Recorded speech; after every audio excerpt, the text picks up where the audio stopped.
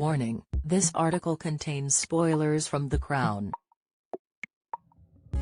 The Crown fans will remember way back in Season 1 when Princess Margaret, played by Vanessa Kirby, fell madly in love with Captain Peter Townsend, Ben Miles, who was 16 years older than her.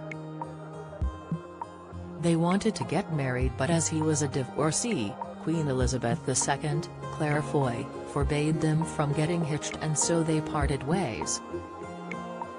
Season 5 of the Netflix period drama fast-forwards to the 1990s when the star-crossed lovers cross paths once again. Princess Margaret and Peter parted ways when they didn't get approval from the Queen for their marriage.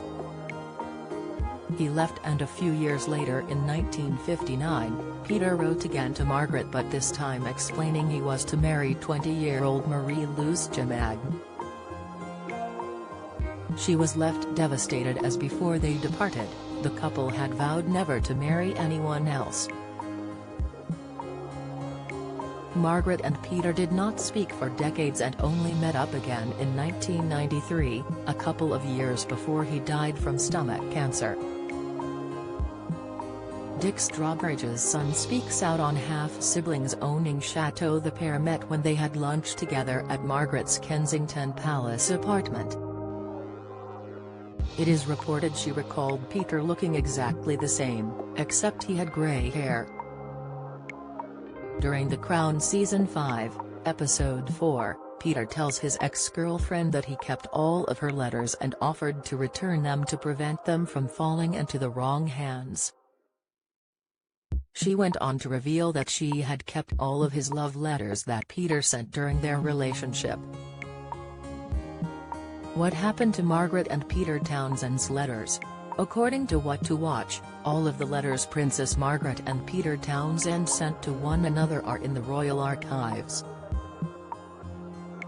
They are not going to be made available to the public until 100 years after her birth, in 2030. It is thought that Peter was the love of her life, but she did go on to have a number of romantic relationships.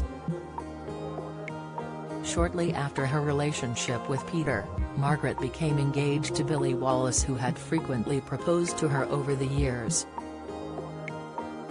Anton Deck face calls to quit from I'm a Celebrity, exit Harry and Meghan's anticipated Netflix series to air next month.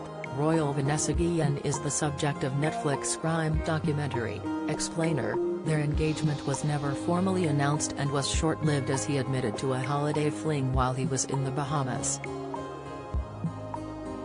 Margaret first met her future husband, photographer Anthony Armstrong Jones, Matthew Good, at a dinner party in 1958. The pair had a turbulent romance, getting hitched in 1960, and she had 2 children with him, David Armstrong Jones and Sarah Chatto. Sadly, their love affair wasn't to last, as Margaret and Anthony divorced in 1978.